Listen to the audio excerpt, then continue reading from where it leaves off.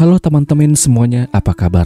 Saya doakan semoga di darat, laut maupun udara, kalian selalu dimudahkan dalam segala urusan kalian. Amin. Jadi begini teman-teman, di sebuah jalan yang bernama Jalan Dayodara Lorong 4, Kelurahan Tondo, Kota Palu, atau yang biasa orang tahu bahwa tempat itu adalah eks lokalisasi Tondo Kiri, di tanggal 12 Februari tahun 2018 yang lalu, digegerkan dengan temuan sosok tubuh wanita yang tak bernyawa, yang merupakan penghuni tempat itu.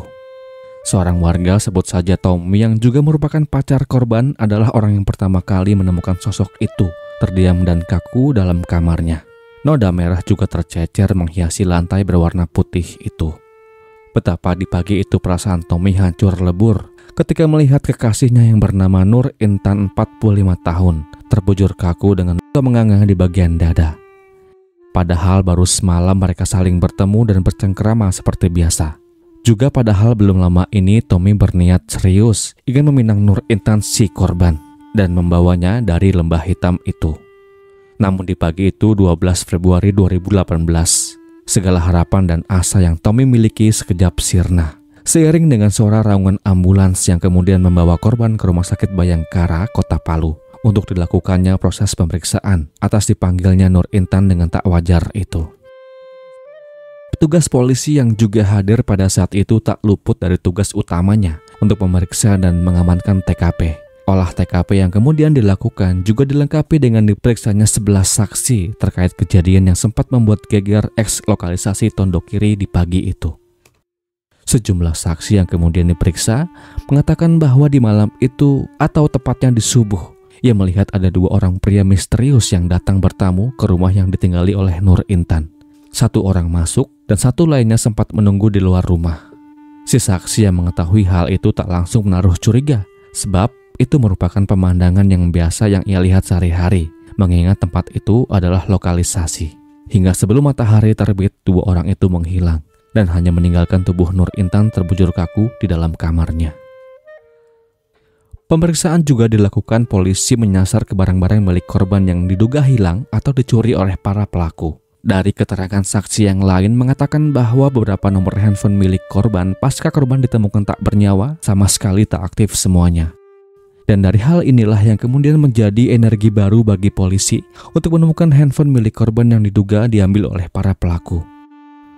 Dan bukan sulap bukan sihir, 18 Februari tahun 2018 atau 6 hari setelah Nur Intan tiada, petugas berhasil mengamankan satu orang terduga pelaku yang kala itu ia diamankan ketika ia sedang berdinas berjaga di Pasar Impres Manonda, Palu Barat jam 6 pagi. Namanya Supriyadi alias Umpi. Umpi nggak bisa berbuat apa-apa ketika petugas berpakaian preman, gagah dan tegap tiba-tiba menghampiri dirinya, tanya namanya, dan tanpa babi bu, Umpi segera diamankan untuk dilakukan pemeriksaan lebih lanjut. Dari mulut Umpi kemudian berlahan namun pasti kasus ini mulai terkuak. Umpi mengatakan bahwa dalam aksi ugal-ugalan itu ia dibantu oleh satu orang temannya yang bernama Rudi Haryanto alias Rudi.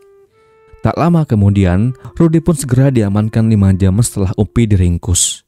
Rudi terduga pelaku kedua diamankan di tempat persembunyiannya di Kompleks PTN Laswani, Palu. Lalu apa yang sebetulnya terjadi dan bagaimana kisah ini selengkapnya? Jadi begini. Supriyadi alias Umpi dari informasi yang telah beredar luas disebutkan ia merupakan seorang oknum petugas Satpol PP Kota Palu, di mana di tahun 2018 usianya 33 tahun dan belum menikah.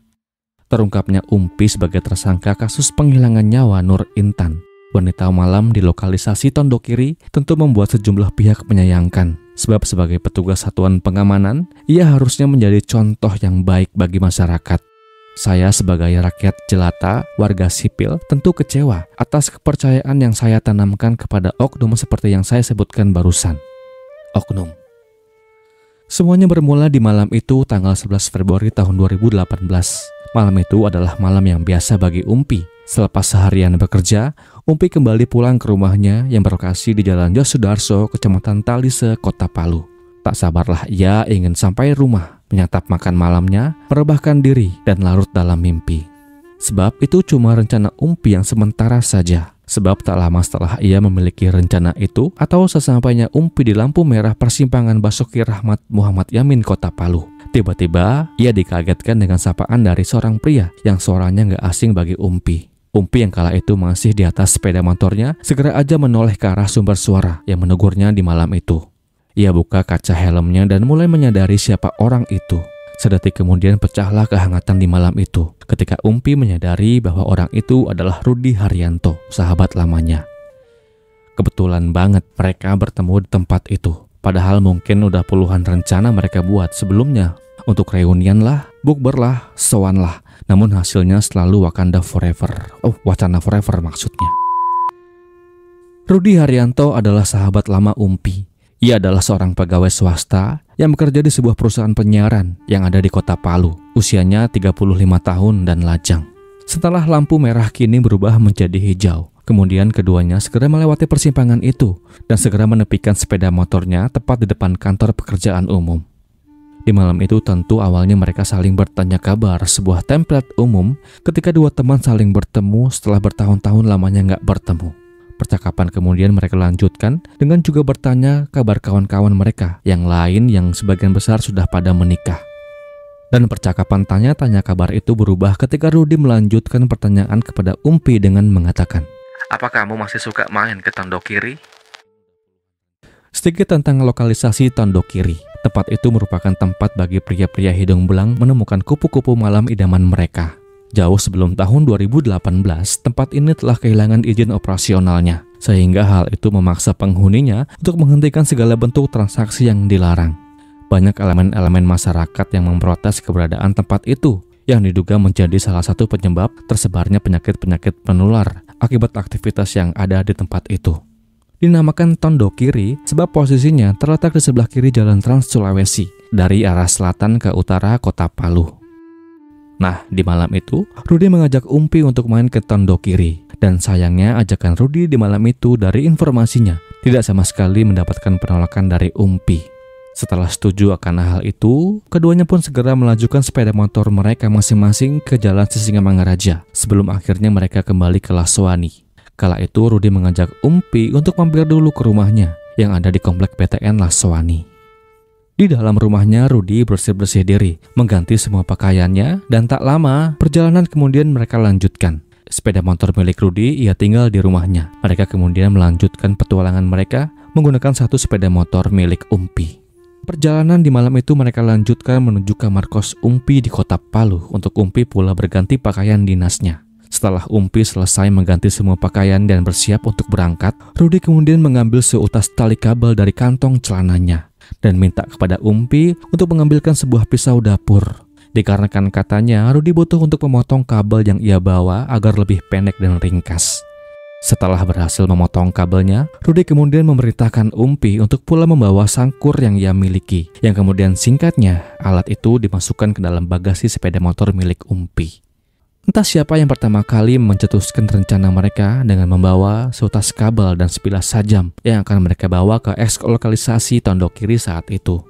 Namun dari keterangan pers yang diadakan oleh Satuan Polres Palu di tanggal 22 Februari tahun 2018, Pak Kapolres Palu saat itu AKBP Mujianto mengatakan bahwa kedua pelaku memang memiliki rencana untuk menyalurkan hasrat mereka ke Tondokiri. Tapi yang jadi masalahnya adalah mereka nggak punya uang untuk membayar jasa yang akan mereka bayarkan kepada wanita malam yang akan mereka pilih secara acak itu.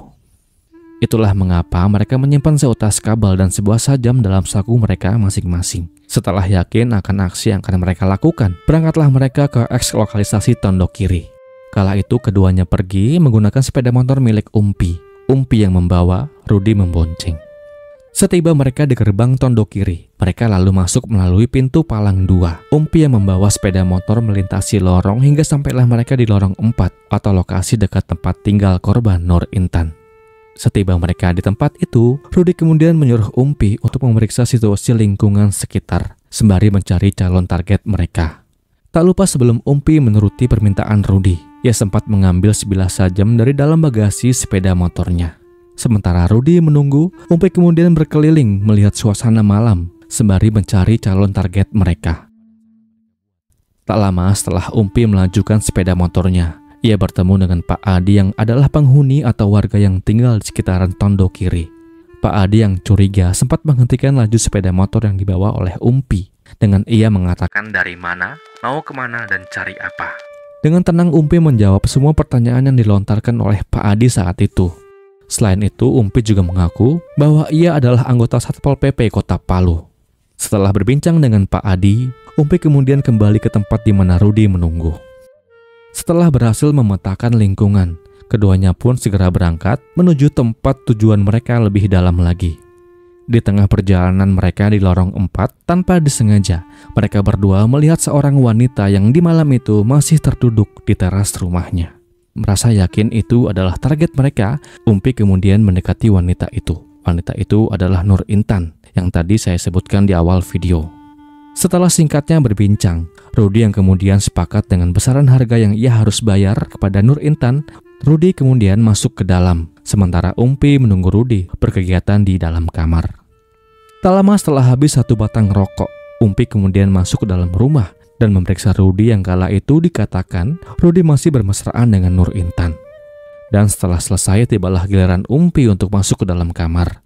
Di dalam kamar setelah Umpi bersiap, dikatakan oleh Umpi bahwa saat itu alih-alih melayani Umpi, malah Nur Intan mengatakan bahwa ia tak mau melayani Umpi sebab kondisi Umpi yang lelah dan lemas sehingga membuat Umpi tak bisa berbuat apa-apa. Setelah tak terjadi apa-apa di antara Umpi dan Nur Intan, Umpi pun segera berpakaian. Sementara itu Nur Intan segera bergegas masuk ke dalam kamar mandi untuk bersih-bersih diri. Di saat Umpi sedang berpakaian, tiba-tiba Rudi kembali masuk ke dalam kamar, menghampiri target dalam kamar mandi, dan lalu tanpa banyak basa-basi, Rudi segera mengambil tali kabel yang telah ia siapkan sebelumnya, dan dengan kabel itu, ia lilitkan dengan keras ke arah leher Intan dengan sekuat tenaga. Jeratan itu tentu membuat Nur Intan merontak dan berusaha untuk melepaskan diri. Di tengah usaha Rudi membelenggu leher Intan dengan sekuat tenaga yang ia miliki dengan kabel yang ia bawa, Rudi kemudian meminta Umpi untuk menggantikan posisinya. Setelah berganti posisi, singkatnya Rudi kemudian mengambil sajam yang terselip di saku celana Umpi. Dan dengan sajam itu, Rudi kemudian arahkan tepat mengenai dada Nur Intan 3 kali tanpa ampun. Seketika ia pun lemah dan jatuh ke lantai. Dan tak lama kemudian, ia pun dipanggil Tuhan Yang Maha Kuasa. Saya ucapkan duka yang mendalam. Tak ada hal lain yang bisa mereka lakukan pada saat itu, kecuali hanya melarikan diri menjauh dari TKP. Dan tak lupa 2 handphone milik korban juga mereka ambil. Kepergian Nur Intan menjadi momok mengerikan yang kembali terjadi di tempat yang sama beberapa waktu sebelumnya. Dan betapa perlindungan terhadap wanita perlu digalakan guna menjunjung tinggi hak mereka sebagai warga negara.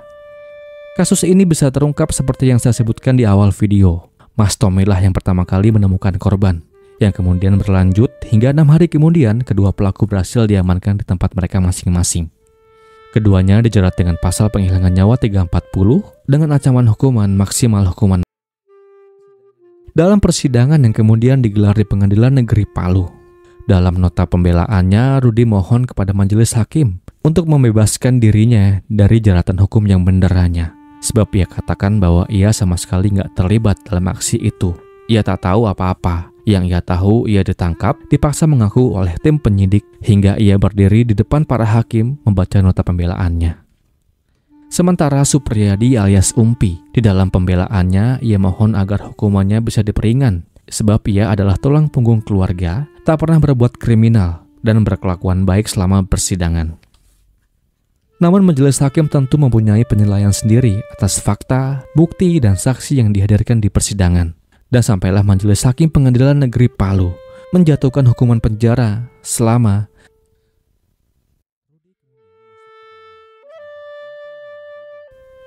20 tahun kepada Rudi Haryanto dan Supriyadi alias Umpi. Lebih ringan dari tuntutan JPU yang menuntut terdakwa dengan hukuman seumur hidup. Demikianlah kisah ini. Semoga akan selalu ada pelajaran yang kita bisa ambil dari kisah ini. Dan kisah ini pun berakhir.